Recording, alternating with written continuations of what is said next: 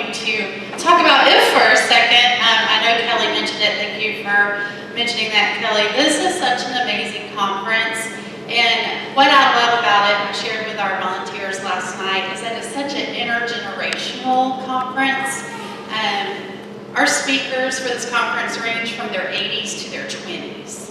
So there's something for everybody. There's an opportunity to be with other ladies of all different ages and just come to Jesus' feet together. And it's such an amazing, amazing time. So if you have not signed up and you would like to, I will be out here at the sign-up table after mom time.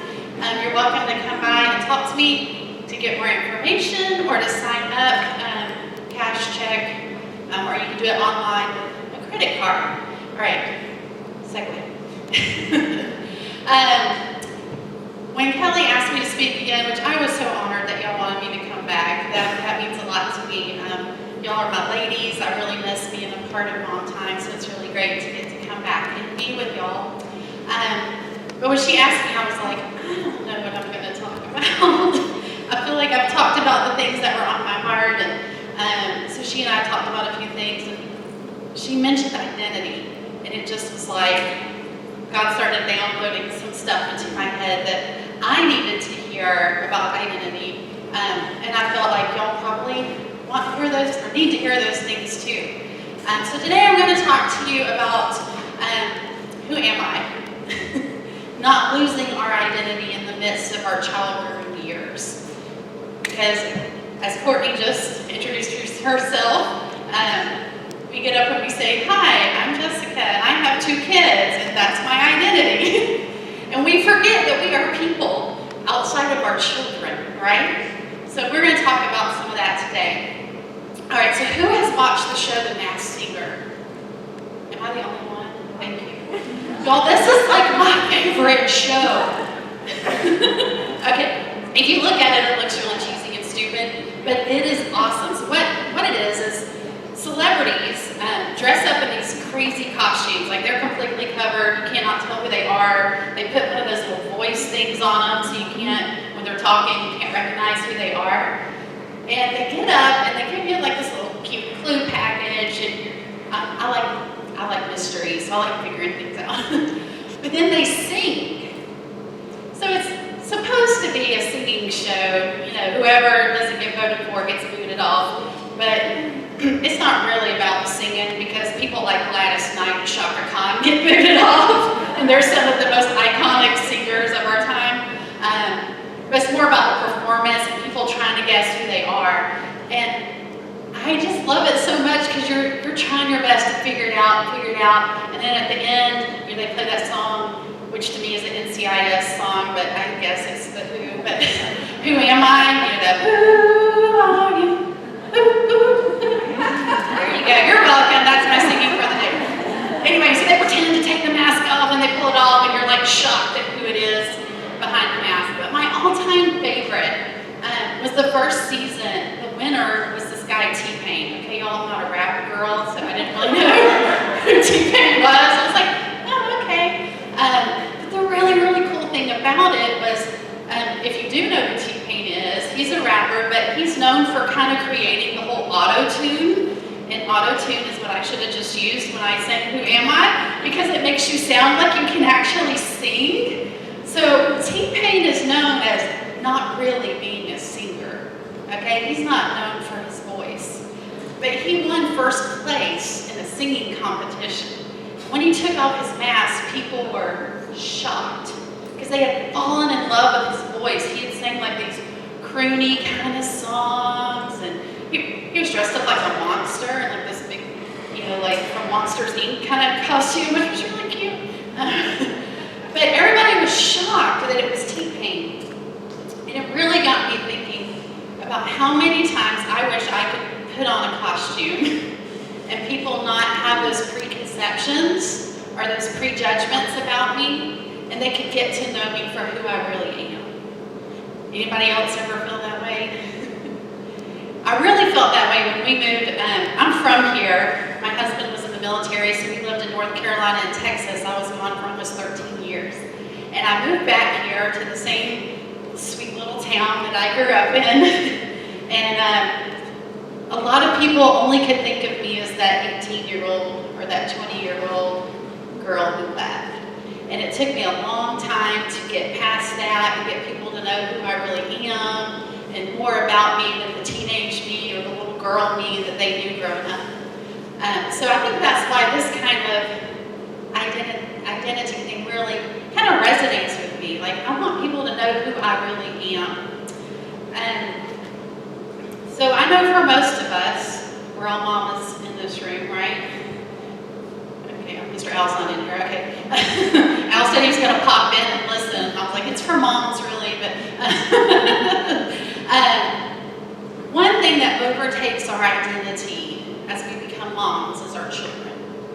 I mean, when they're infants, that's your 24/7. You know, feeding, wiping, cleaning, bathing, maybe sleeping, but probably not. It really just becomes your 24/7 identity. And even as they start to get a little older, it's still pretty much your 24/7 identity. You're taking them here, you're taking them there, and this activity and this play date. And even now, I have teenagers. Mine are about to be 16 and 17, and I'm still driving them everywhere. How do kids not get licensed nowadays? I don't understand this. But I'm driving them everywhere. I'm their teacher because I homeschool, but I also are their friends' teachers because I teach at the co-op that we go to. But my whole identity can get really wrapped up in my children, which is not necessarily a bad thing. Our kids are a very important part of our life, especially during those childbearing years. But that's not all of who I am, and that's not all of who you are either. You know, I had to type this really big because I didn't want to wear my glasses up here. I'm getting a little bit old. All right, so I wanted just to give you some things to think about as to how you can maintain your own identity in the midst of these childbearing years. So the first one, and y'all probably heard this one a million times, but it's really important, and so I'm gonna, well, we're a church, so I thought I should say it, but you need to remember your identity in Christ. We hear about that a lot. I mean, I'm sure you've heard whole messages on your identity in Christ. I am chosen, I am forgiven, I am a child of God, you know, all those things. But it becomes like a cute thing we put on a sign that we hang up in our house, but not something that we really cherish and remember. So it's just one of those things we have to constantly remind ourselves who we are in Christ. Some of my favorite, we're chosen. That one means a lot to me because I was usually the last kid on the playground picked for something. Anybody else the last picker here? So to know that I was chosen, that God picked me out, like that's one of those things that just resonates with me. Another one is I'm secure in His hand. Sometimes I need to feel that security, that I'm secure in God's hand. I'm God's workmanship. Like there's no mistakes here. I might look like a big hot mess, but there's no mistakes here. God designed me just the way I am. God designed you just the way you are. You are God's workmanship. You are free from condemnation. Hallelujah. Can I get an amen there? There's so many things in life, and I know y'all, as young moms, experience this, that mom shaming. I mean, it's like you can't post anything on Facebook or Instagram without somebody making a comment how your seatbelt thing wasn't exactly in the right place, or your child shouldn't have a pacifier, or, you know, there's a million things you shouldn't do, but sometimes you just got to do what you got to do to get through the day.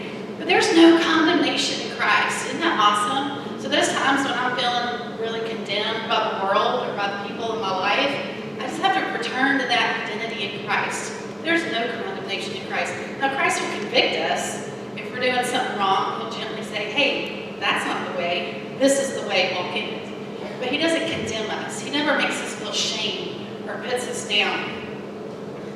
I'm also a minister of God. Now, y'all might think, well, yeah, of course you are. You're up there on stage talking. You're a minister of God. But you know what? You're a minister of God. You're a minister of God. You're a minister. We're all ministers of God. God has called each of us to declare His word in this world. And for you, that might be singing Jesus Loves Me to your 2-year-old. And you know what? That's all you ever do. That's the best thing you'll ever do. For some of y'all, it's encouraging these ladies at your table, reminding them who they are in Christ. For some of y'all, you might get to speak like this or do something do that.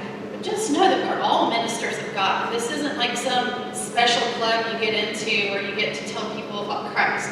We're all called. We're all called to be ministers. All right, we'll move on to number 2. Number 2, we need to remind ourselves that our kids are their own people. So many times we get our identity wrapped up into our kids' identity. Like if they're smart in school, that means that we're smart. And if they're athletic, well, I was the kicker on the football league. I wasn't, but I was athletic. I was a cheerleader, but I ran track. That was not really athletic. That was just me. But we really get our identity and our kids' identity mixed up. And for me, that looks like if my kids are nice and pleasant with people and smile and act right and do what they're supposed to do, then I'm a good mom. Yeah, they don't do that. I love both my children, and they're both super precious. And on good days, that's who they are. But I also have a daughter that struggles with depression and anxiety, and she can be not very nice. I remember one time, give me a second. I remember one time we've been back here for a couple years, and we were doing this video thing for the church on the Apostles' Creed. And so Pastor Tony had asked if our family would come and do part of it. And I'm like, yeah, we'd love to do that. That'd be great. So we come up to the church on the Saturday, I think it was, and we're standing out in the lobby waiting for our turn to go in and be filmed. And sweet Pastor Tony comes up and he's like, hey, how are y'all today? And my daughter gives him the death look. And I'm like, oh, no, she's just not a morning person, like trying to make, he's like, well, are y'all happy to be here? And she's like, no. And I'm like, oh, yeah, we're never getting that job at the church. You know what? It's really hard not to get your identity mixed up into your kids' behavior. And if they're nice and if they do the right thing and make the good choices and all that kind of stuff. But you know what? They're their own person. So just like we make mistakes and we sometimes aren't nice people or we do things we shouldn't do, our kids are going to do that. And that's not a reflection of who you are. That's not your identity. I think the hardest thing to do, especially as I'm in these teenage years now, is giving them the freedom to make their own decisions. That's really hard because their brain's not fully developed and they're not so good at the decision making. But here's the thing, if I want them to make good decisions when they're not in my home anymore, I have to allow them the opportunity to make bad decisions while they are still in my home. So as much as I would like to go, you can't do that, you have to do this, you're going to be friends with this person and to call this person and go sign up for this class and do this, at the end of the day, they have to take ownership for that. So that's where I have to remind myself that my identity is not wrapped up in my kids. Now, of course, I'm going to do my best to raise them in the Lord and to raise them to be kind, responsible citizens of this world. I work really hard at that, especially because I'm a history teacher. So in my American history class, I'm constantly talking to my students about having a civil discourse, being able to talk nicely to people that you don't agree with, and how to do that. And we practice that in class. It's really lovely. But we're learning. But that doesn't mean that my kids always talk nicely to people. Like just this week, well, just 2 days ago, one of my kids was not nice to one of their friends. So then the friend said something else, teenage drama, it's a lot. But then I had to kind of step in and go, hey, y'all, remember, we're all friends. Let's be nice here. But there's times when I have to step back and be like, y'all are going to have to work that out. Because mama's not going to always be there to fix that for you. Y'all need to figure this out. So that's my second point. You really got to remind yourself not to mix up your identity with who your kids are. Third, remind yourselves that your marriage will outlast your childbearing years. Now, you'll always be a mom. You'll always be a mom. There comes a point when the kids aren't home anymore. They're hardly ever home, they're hanging out with their friends, and then they go off to college, and Miss Tricia knows this, they're gone. Then they come back home, don't they? But you know who's still there? Tony's still there. Dave's still at my house, and if I have spent all my time and all of my identity wrapped up in my kids, and then they're not there anymore, and then I'm left with a stranger that I live with, there's like this whole new kind of, what are we doing now? And that happened with my parents. When my brother and I both left the house, all of a sudden they looked at each other and was like, I don't really like you. And I don't really want to be with you anymore. I don't want that to happen to me. I don't want that to happen to y'all. So you have to remind yourselves that hopefully your marriage is going to last past 18 years of child rearing. Hopefully. By the grace of God. We all go through hard times. There's always going to be something that comes up in your marriage that's like, why am I still doing this? What's the point? But if you've taken that time to invest in your marriage, invest in your husband, invest in y'all's time together, then you're able to work through and make it through those times. And I know, look, I counsel with women a lot. I know there's times it's just not going to work out for whatever reason. He's not on board or the situation's too grave. And I'm not talking about that, so I don't want anybody to feel condemnation that I'm saying you should work on your marriage, okay? But if it's not that type of situation, if it's just they get on my nerves, or we just don't seem to have anything in common anymore now that the kids aren't home as much, or he's so busy with his job, I just don't know. Take the time. Take the time to invest in your marriage. Okay, well, how do I do that? Because I have little people running around me all day. How am I supposed to take time for my husband? I can barely take time to take a nap or to get my 4.5 hours of sleep at night. He's aiming for 4.5. But there are just some simple things you can do. Some of the things that Dave and I did when our kids were little, we had several friends who had kids around the same age as our kids. We'd take turns watching each other's kids so the other ones could have a date. Because not all of us can afford to go out on a date and pay for babysitting. Like, I can do one or the other, but I can't do both.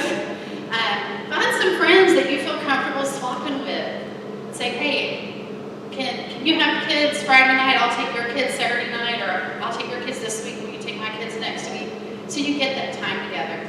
But that's probably the thing that's meant the most to mine and Dave's marriage is when he gets home, and our kids know this, when he gets home, they have to leave us alone for 10 minutes. Full stop. We need to reconnect. I haven't seen him all day. He's been stressed out at work. I've been stressed out with the kids. We need 10 minutes just to, how are you? I love you. I've missed you today. What happened in your day? Oh, I'm so sorry that happened, honey. Look, put on the TV. It's okay. Let them watch TV for 10, 15 minutes so you can have a moment to connect with your husband. Okay? That has helped us more than anything. It's just having that brief time each day where we're connecting, where we're not strangers anymore. All right, number 4. This is the good one. Remind yourselves to have fun. I love that y'all have all these socials to do, to go out and have fun. They're all different kind of things. You go out to eat, or you can go to Board and Brush and make a doormat, or you go throw an axe with your husband. Not at your husband, with your husband. That's great. You need to have fun. So much of your life is cleaning up poop. That's not fun. I don't care what age your kid is. There's some poop involved there.